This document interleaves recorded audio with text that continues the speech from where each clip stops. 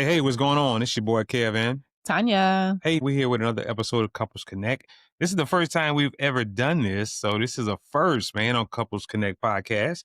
We got two guests tonight, not just one. We got two amazing guests, and we're gonna get into some meat and potatoes about these finances, man. Times are hard right now. A lot of people struggling financially, and we're gonna get some good nuggets and some ideas on how to get on track with our finances. Guys, please help us welcome Miss D is in the building, along with Vaughn and Kara. Let's go, guys. What's going on? Hey, Hello. How how's y'all it feeling? going? How y'all Yeah. feeling, good people? Welcome to the podcast. How y'all doing this evening? Thank you. Thank Excited you. to be here. Thanks. Yeah, Yep. Good really deal. excited. Yes.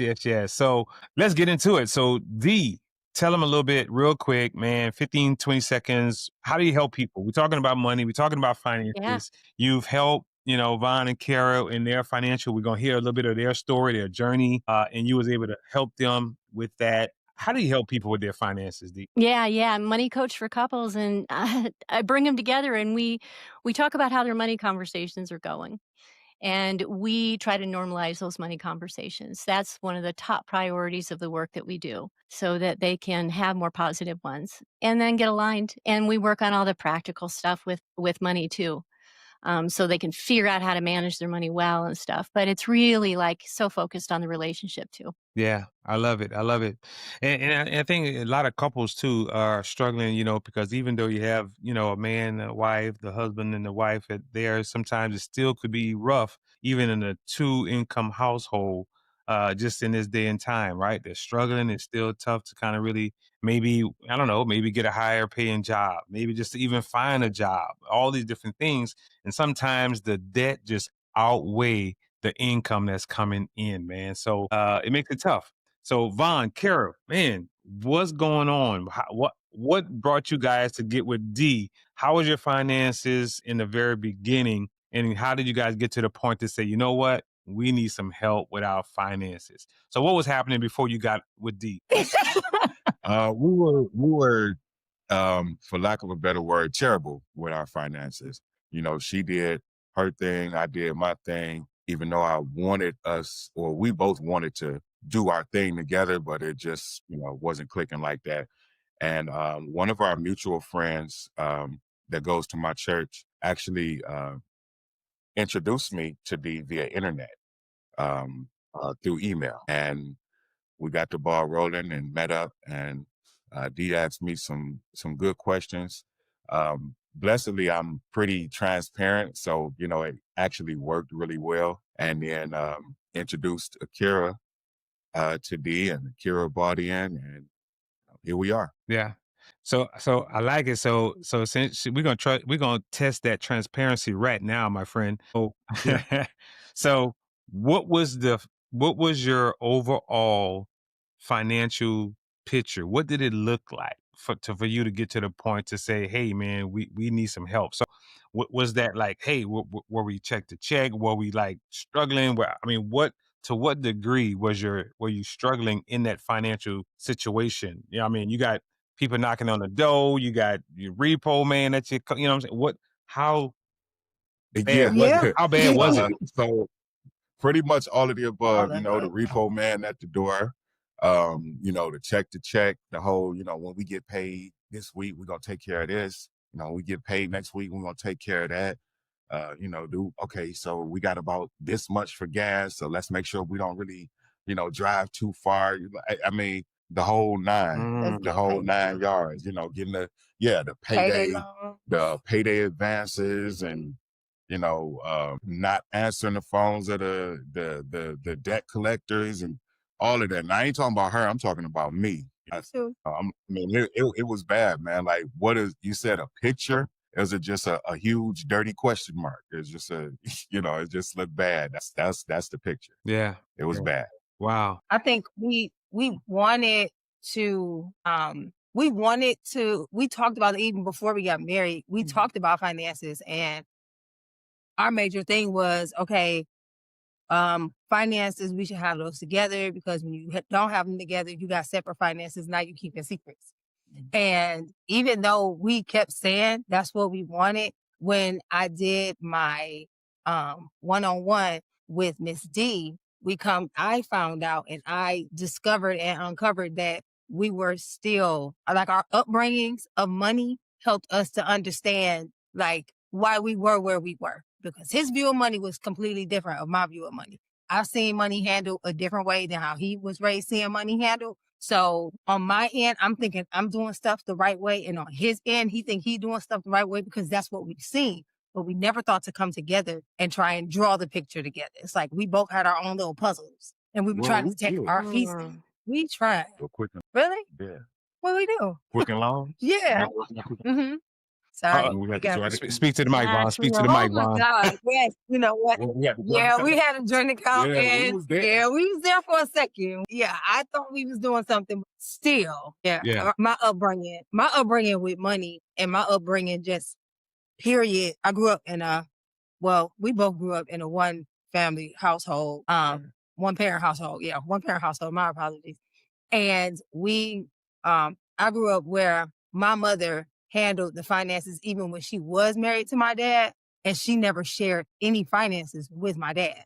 She handled everything. She did everything. She didn't tell him. When I say she told him nothing, she told him nothing. And even with, all of the females in my family that are married, they've all handled the finances and they've always handled it on their own. I was even raised to believe that even though you're married, you always keep your own on the side. You always keep your own little side stash and tuck this away, tuck this away. But even in that, it's hiding. Even in that is it's a brew for lies. It's a brew for a whole bunch of other stirs of trouble that can start up. Because if I can hide this from you, what else can I hide from you? You see what I'm saying? And talking with Ms. D and uncovering all of that, it helped us to come together the more and more we had these conversations. So not only did it help our finances, it helped our relationship as well. Wow. I like it, man. Hey, you know what? Um that's a situation that happens more than not, right? And maybe even more than most wives or husbands want to even admit to, right? That extra little Mhm. stash. And it's crazy because that's something that you grew up, that was embedded in you early on. So this Mhm. is something that you're doing. So Vaughn, when you eventually found out like, hey, you keeping your own little stash, I mean, how did you feel about that? And we're gonna before we get to D, because we're gonna get to D and once we get there, but I want to make sure that we get a full picture of you guys' situation before we get to how we start to kind of move in the other direction and get things on track. So, fine, you find out your girl's keeping money to the side, she's keeping it on the pillow or whatever. How did you feel about Yeah. that? It ticked me off. When we first started out, we started out with joint accounts. We started out with the whole, you know, her income, comes in, my income come in, good. And actually, you okay with me talking about that? Actually, after a while, I didn't care. After a while, I didn't care because there was a couple of situations that happened where we couldn't account for a few $100s. And I'm like, what's up? You know what I mean? Like I'm working this overtime. Like I call myself trying to put us in a good situation, put us in a better situation. And I'm like, I can't account for, $300 here, or a few $100s here. And I'm like, what's going on? Like, I know Uncle Sam ain't eating all this money up. So after that, I was like, you know what? Forget it. We'll just go ahead and get separate accounts. Now, if I'm being honest, honestly, that was a trick of the enemy where we could have actually worked together and sat down. She wasn't really that open at the time to talk like that, like to have like for real hard conversations with, as me, I'm like, look, I don't care how dog dirty it is. Let's get into it. But it wasn't like that at the time. So I fell into that as the leader, as the head. I fell into that, you know what, let's go ahead and do the whole separate thing. And that's just going to be that. And you tell me what you need. And then that's what we're going to do. So yeah, she had her little thing, but as the head, I still should not have fell into that, to that deception, that trap of deception to where, you know what, let's just go ahead and do it like this. So that's my take on it. Yeah. So I have a question for you, Vaughn. Good thing you realized that. So kudos to you for, becoming aware of that. Even if you became aware of it when you started talking to Dee. But Kira was doing her thing. She had her own vice. And when you found out, you said you were upset about it, but were you doing your own thing too? No, No? So you no, were I've always been a all cards on the table type of dude. Like okay. I'm putting all my cards. Ain't no riddles. Ain't no nothing. This is it. This is what it is. So Kira, when Vaughn found out, were you able to apologize and really admit to him what what was going on?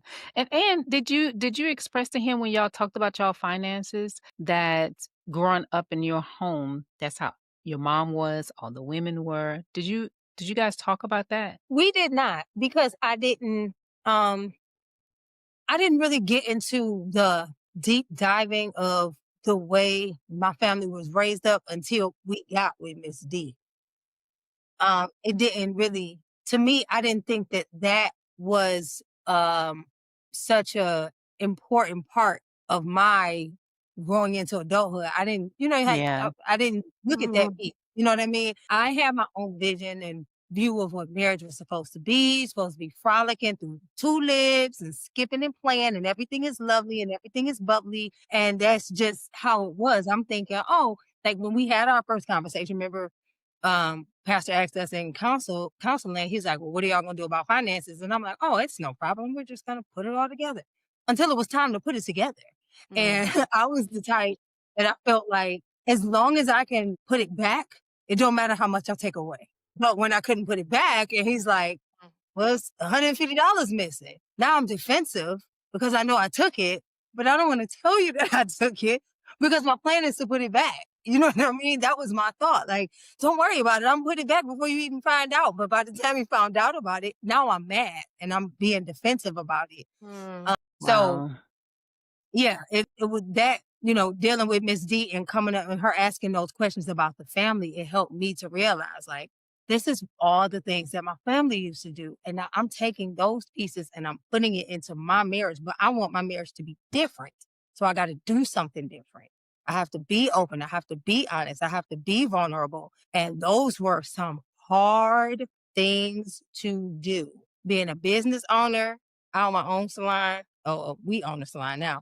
Um, Yeah. but I started out, I was, a hairdresser and I'm making my own money. You know what I mean? So I'm making my own money. So it's nothing for me to just, I know I got it. So as long as I got it, if you need it, don't worry about how much it is or how much I got left. Don't worry about how much is left.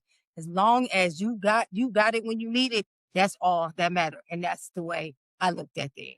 One more question. So now, yes, One more question before we get to deep. How long have you guys been married? it'll be 13 years this year in November. So 12? 3 years is 25? 12. Sorry. so has 12 it years. so has it been 12 years that you've been handling your money this way? Pretty much? Mhm. Okay. Yeah. All right. So Just the first, couple months of change. So yeah. Wow. So growing up, that was, that was Kara's way of what she learned of how to deal with money, right? Which later on she discovered that just wasn't the best way.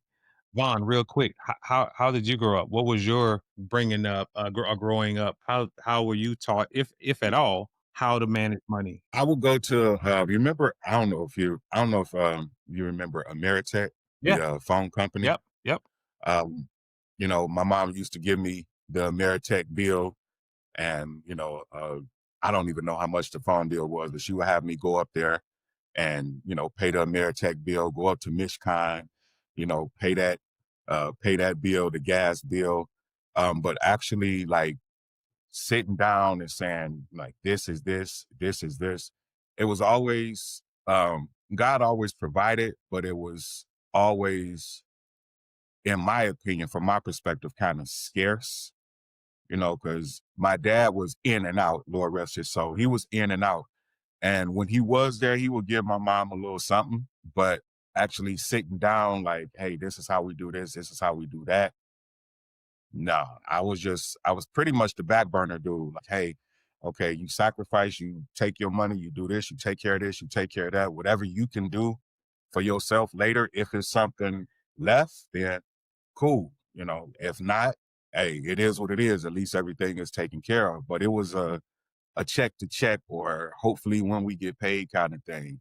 And I got my first job at like 14, my first job where I got paid at a grocery store. I used to be a custodial worker at the church, at my church. That was my first job, and I got $2 a week, from the deacon. He was playing me. But I learned about work. I learned about work and, how to work. But my first job, I was making like, the guy was paying us like $10 a day working at the grocery store. And I knew it wasn't enough. So you're not going to give me what I wanted. I'm not proud of it, but I was 14. I'm the oldest of 5. My mom at home with a bummy boyfriend. I'm going to bring this duffel bag and everything in this grocery store that I need that you're not going to pay me. I'm going to bring it home. Wow. Yep. So Yeah. that's what it is. Yeah. If I would have been thinking, I would have been selling that stuff. But I was just bringing. Right. You were trying Right. to survive. But The thing, yeah, that was it. It was just survival mode. It wasn't no, there wasn't no layout, like count money, how to deal with this, how to deal with that. No, nothing, no stocks, no mutual funds, no budget, no none of that. Just when I get paid, if I got enough, I'm gonna do this, this, and this, And and max out credit cards. I don't think neither one of us actually say our parents work together with finances. No. Neither one of us ever seen a team, a couple. I've never seen a couple work together in the regard that Miss D has taught us. Never seen a couple work together with their finances to just sit down, lay it out. Okay, this is what it is. Never. So this is all new for us, and I thoroughly enjoy it. yeah. So one or two more before we get to D, and that's so Kara, you snatching your own little purse on the side, girl, and your own little bag. Hey, Vaughn, you say nobody taught you about savings or stocking. Kara was having her little. She was doing her little Right. savings. Yeah, right. Like, man, we could have been investing. Right. But Kara, so you're in a financial situation. You're struggling financially to pay bills. The money that you were kind of putting off to the side, what were you doing with that money? What did you feel like that just my money I'm gonna spend on me, or what was that money for that you were just kind of shoving off to the side for you? It wasn't no savings. Like, I didn't have no money. That money was for the stuff that we was in trouble.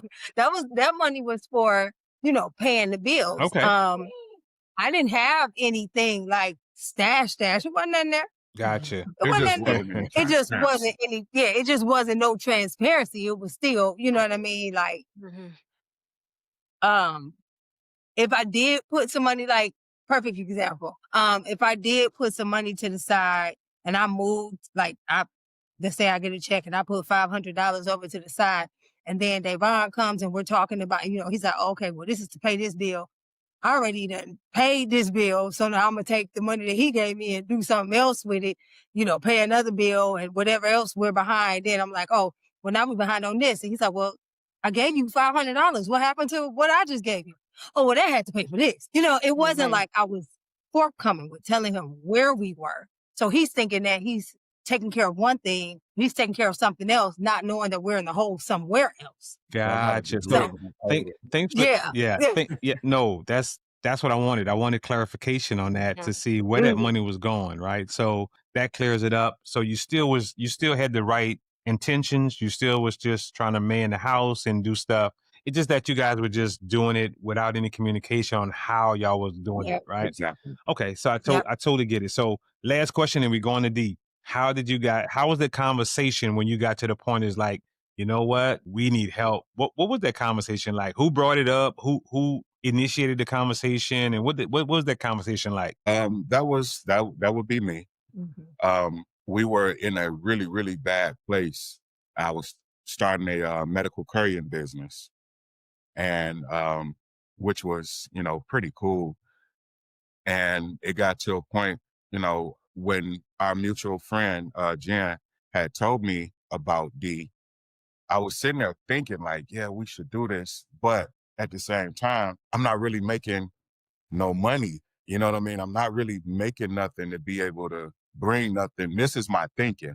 Bring nothing to the table, as the leader, as the provider. I'm not really bringing nothing to the table. So I don't really want to do this until I can get everything together. And the Lord put in my mind, in my spirit, that if you don't do it now, you're not going to be able to get to the point that the place that you're trying to get to, because you ain't never been there before. You keep doing the same thing. You're doing the exact same thing that you've been doing 12 years ago. So if not now, then when? Like, you got to do something different. So I actually went on and reached out. It was a fall in communication with myself because I was constantly on the road, and Dee was reaching out and Jen was reaching out. But, being on the road, I was constantly going up north. I couldn't really, I didn't really check my emails or nothing like that. I'm terrible with that. And so when I finally got a hold to Jen and let her know that I did want to talk to Dee, we finally linked up.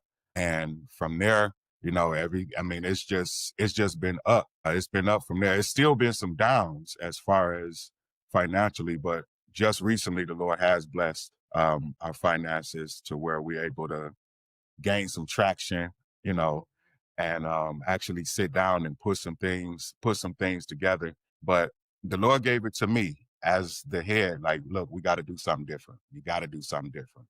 So I'm going after him hard on every decision that we make now financially. Like, Lord, what's happening? What you want me to do? I want to make this money work for us. So what is it? What can I do? What's going to be pleasing to you?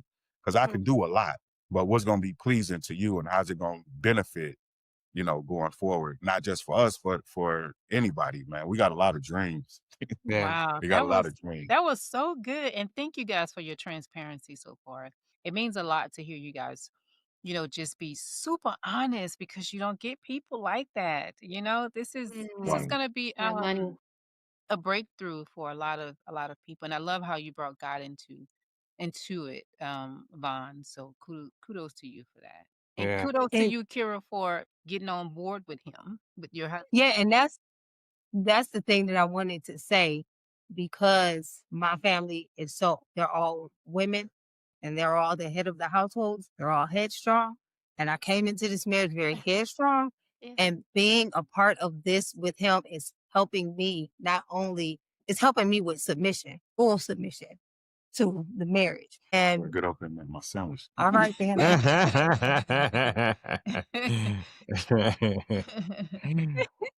Now y'all can But laugh it helps together. me to learn how to pull back. You know what I mean? Like, I'm not just submit to the head. I don't have to, be the one that got to man this and this and this. No, this is what you're here for. And I'm allowing him to take that leadership role and not take it from him. So it's helping me a lot too. That's big that you just said that, because that there's a certain order, in terms of how God has ordained certain things. And when the woman is trying to be that headstrong person and try to be the more dominant person in the house, then yeah, you're going to have some conflict, because you are now out of order, right? Because the man is the Yeah. head.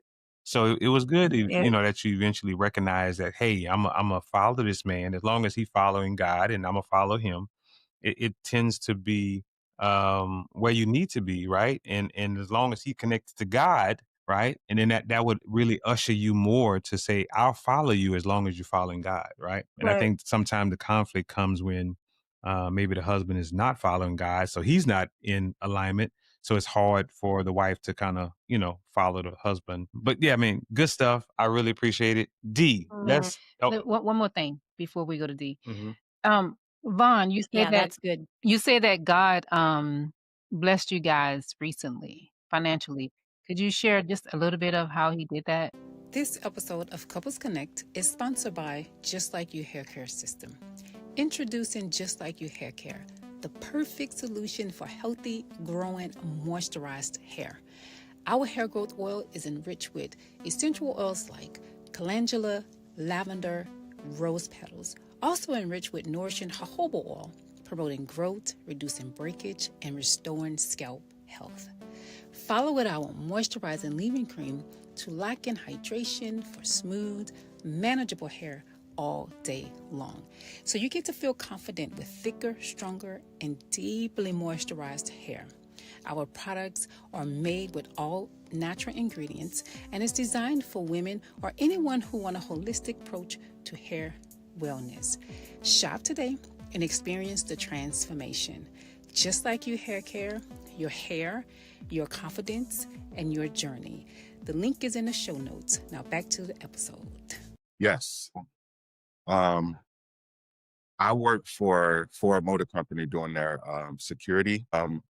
And before that, like I told you, I was doing the um, medical courier, and that actually went south. And I don't want to take too much time on it, but maybe if we do this again, because I don't want to, it's a long story. But with the medical courier, the Lord was actually, I was set up for blessing, and I had backdoor intentions, and God set me down, which one of my vehicles got repossessed. The other one just went down. The route I was taking, the route that I took was far, like very, very far enough for operational costs not to be covered, not understanding that what the scripture says about dwelling with your wife according to knowledge and making sure you treat her right and not bitter and not be bitter towards her, that your prayers don't be hindered. My prayers were hindered. So God set me down, and he just revealed that to me last week. We had a fast at our church. And he just revealed that. Matter of fact, when we were talking last week, we were having a consecration that week. And he showed me myself, he showed me, and he showed me her. And he showed me where I was wrong. But he blessed me with the security job, which I had a problem, like, security guard? Like, what's this? Like, I'm supposed to be out here, making $2,000-3,000 a week, a security guard? But I get paid to sit down and read my word. I don't do anything. Like, I look at a camera. That's it. I look at the camera, and nobody even works there because it's scientists and engineers. So I just get paid to read my word and meditate on God and still bring home money and still work on, whatever he put on my heart to work on, like online, to try to bring in some other streams of income.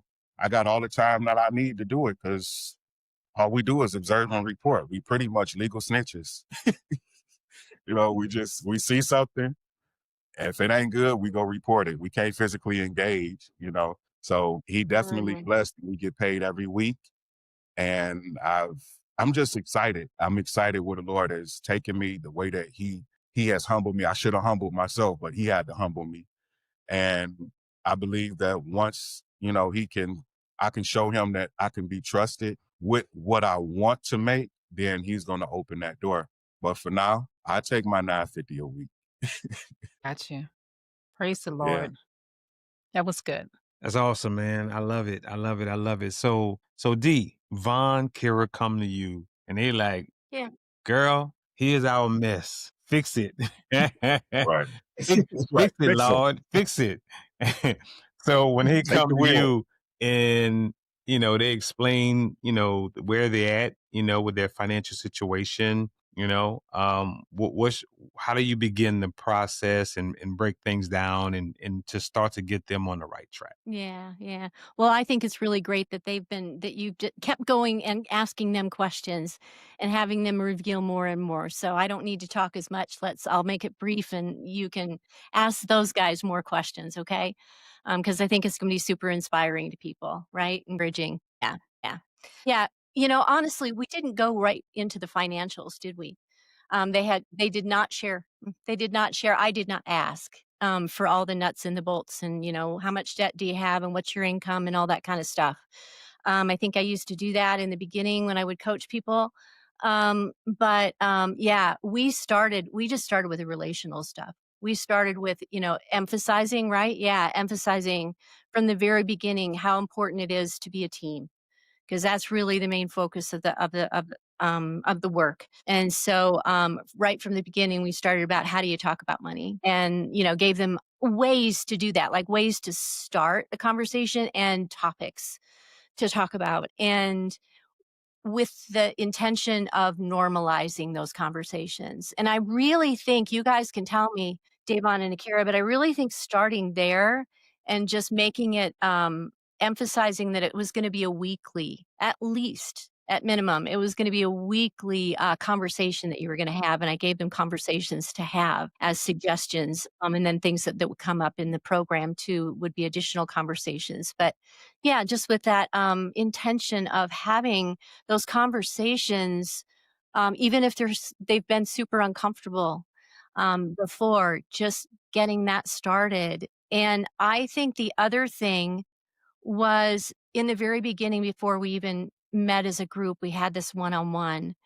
And you guys, yeah, you mentioned, you talked about it. Like, that's huge, Akira, because you connected the dots. You hadn't talked about your family history before.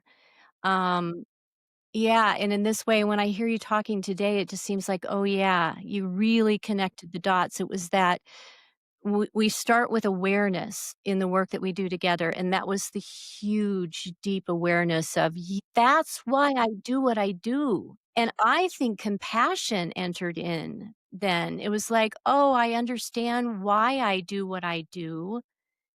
But now I understand that it doesn't have to be that way. Like, you could see a different way, right? And then it's so interesting with the two of you because the combination of what I sometimes call money scripts is just so i- they're so opposed to one another actually that you would want to keep right. You would want to keep things secret. And Dave, on your money script, your dominant one was I'm the man and I need to provide. Yeah, and the two of those scripts together they just don't really work that well together. And but you guys have found a way.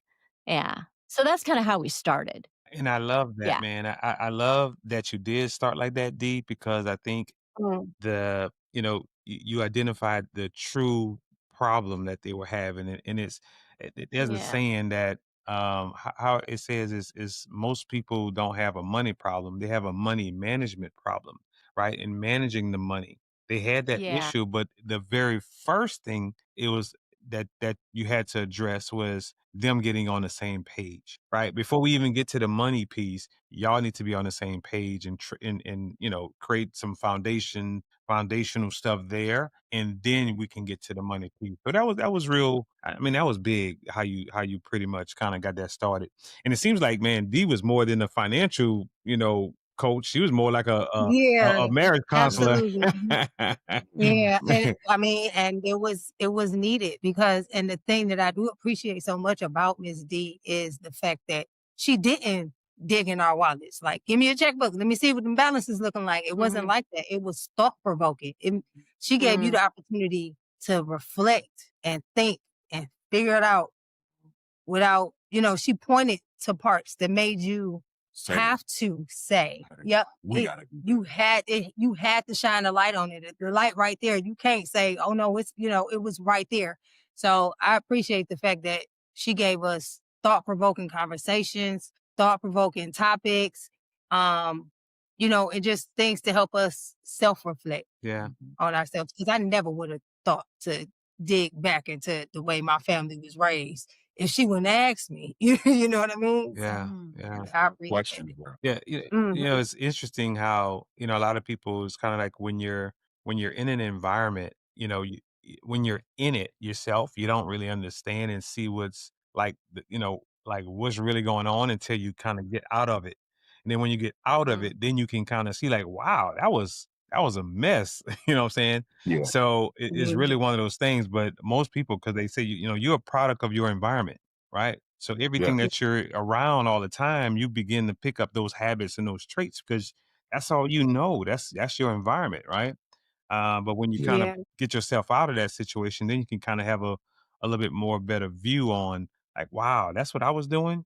That's what I was connected to. That's what I was involved in. So it was good that you was Yeah. kind of out of that situation and D was able to shine a light on that past and how your other women dealt with stuff and shine a light on that so you can really kind of see what you were dealing with. So D, like what Mhm. what what was the process after that? After you kind of gave him the foundation of saying, "Hey, let's work together. This is the past. This is not how you want. You're trying to go down a different road." What was the next kind Mhm. of steps and process that you kind of put them on to take the next step? Yeah, well, it's been rocky for them, with unemployment and praying, but y- I think the next steps is I did encourage them to look at their financials, like pull it all together. In fact, I haven't even seen all of that yet, right? just been talking about it mostly, but I haven't really seen it. We're going to be doing another one-on-one kind of deep dive on that specifically, Absolutely. and kind of creating a plan that's right for them. But so far the change has just been, really where change really needed to happen. It's happening. Yeah. Akira is so, especially you are just so incredibly engaged, and they discovered this pattern that they have going on. Like when, Davon was unemployed, he disengaged, Yeah. and she took it on. She took on all the emotions, and just said, "Okay, I'm just going to handle it." And you fell back into that, like you weren't hiding money, but you fell back into like, "Oh, okay, I'm going to be the one who's managing this," because Devon was, disengaging, and Kira's just going to try to handle it and try to keep Devon from feeling bad about stuff. But then, she'd end up getting overwhelmed and overstressed, and then it would come out in a negative way, and then he's like, "Well, what are you talking about? And why's that happen? Why didn't you tell me about it sooner?" And he's like, "Well, I didn't. You said you didn't want to be a part of it, or you weren't acting like it." So it was Yeah. just really, it was Yeah. funny. So the process just kind of keeps going on, like little things will come up, and like we work around those Gottman's research and the four horsemen of way of communication. And so you kind of saw some things coming up in there with defensiveness and stonewalling and all of that. So it's just ongoing where we always check in on those things, but we're getting into the financials now. We also kind of dove into like what are the emotional spending patterns that we have. So, this doesn't even have to do with like the couple dynamics, but just with yourself personally, like how do you respond to money? What are some of the patterns that you have? Any impulsive spending, any compulsive spending, that kind of thing. So we talked about that and we dug into that. We kind of dug into, where are we vulnerable to what's happening around us? Like life happens and the economy is really hard, and, where is that impacting us, and where might those things be kind of leaking in, where we're not really don't have the resiliency for, the protection for. Those are just it's kind of an overview of some of the stuff that we talk about. No, that's good. Um, Yeah, I mean, yeah. no, I love it, D. I love it because it sounds like there's a lot of stuff that actually needs to be talked about and addressed, especially when you're trying to come out of a deep, hole and from financially and also just knowledge of trying to break away from that past, those past, habits of, things that didn't serve you well, right? So I love Mm. that, man. I love it. So how frustrating was it? Because I know finances, D, finances is a major problem with many couples, and it's the cause and one of the probably top three leading causes of divorce because it's of the added pressure and stress that it has on a marriage. How stressful did you guys? Was it stressful for you guys? Did it cause a lot of friction and tension? And I know we kind of addressed it a little bit, but just to go a little bit more in depth, did the financial burden cause you guys to be at each other like, all the time? Not, we never really argue. That's good. Um, One thing I can give to my father, Lord rest his soul, and he got it right at the end. But even though he was in and out, I never heard him raise his voice at my mother. He never raised his hand at my mother. So even with the other bad learned behaviors that I picked that up as well. So, going into that, it would just like for me, I would say something and say how I felt about something, but it was always like walking on eggshells because she was so sensitive. Like anything you said is, oh man, I guess I ain't doing nothing right. I guess, oh man, Yep. I'm messing this up. Like, Yep. okay, I mean, yeah, you are messing it up, but let's talk about it. You know what I mean? Like, let's dig into it. But at that time, and I'm giving God the glory at that time, Mm. not now, but at that time, it wasn't none of that. It wasn't what Yeah. it is now. Like, okay, let's sit down and kick it about this. It wasn't none of that. It was just, okay, I said what I said. Okay, do I say what I say? or do I keep the peace? I'm like, I don't really feel like keeping the peace because I'm still gonna feel some kind of way. I might as well go ahead and say what I gotta say. She knows it's the truth, but we're not gonna deal with it. So yeah, it was definitely frustrating. Yeah, I could imagine, man. I could imagine. D. So, Kara, what did D tell you that made the most impact on you to make you want to change? The ways that you were doing things based on how the past, the women in your family normally deal with money. What did it tell It's you? not oh, sorry. It's not so much what she said, Mhm. it was what was in between that was read. So, what I mean by that is we were talking about money loves, and we were talking about Yeah. in the course we talked about money loves and things that we love to spend our money on. And I expressed to her that my money love is him. I love spending money on him. When it comes to anything, I'm blowing all budgets when it comes to buy anything. It ain't no budget And when it that's comes to anything he wants. yeah. And I'm not going to tell him that I went over budget over here or I went over budget over there. I'm just going to get it and get it and get it and get it.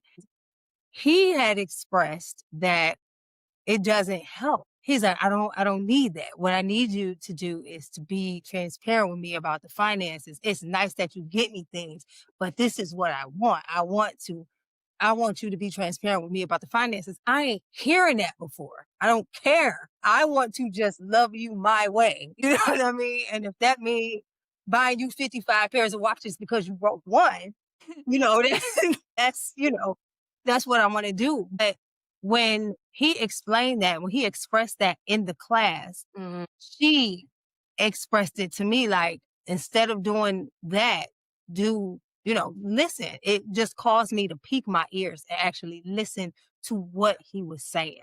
And when Mhm. I listened to what he was saying, it helped me to fall back and realize I need to just let him know what's going on. Now, I do still have my moments where Yeah. I want to blow the budget on me. You know what I mean? But I also know that it's more important to talk about where we are, what we have.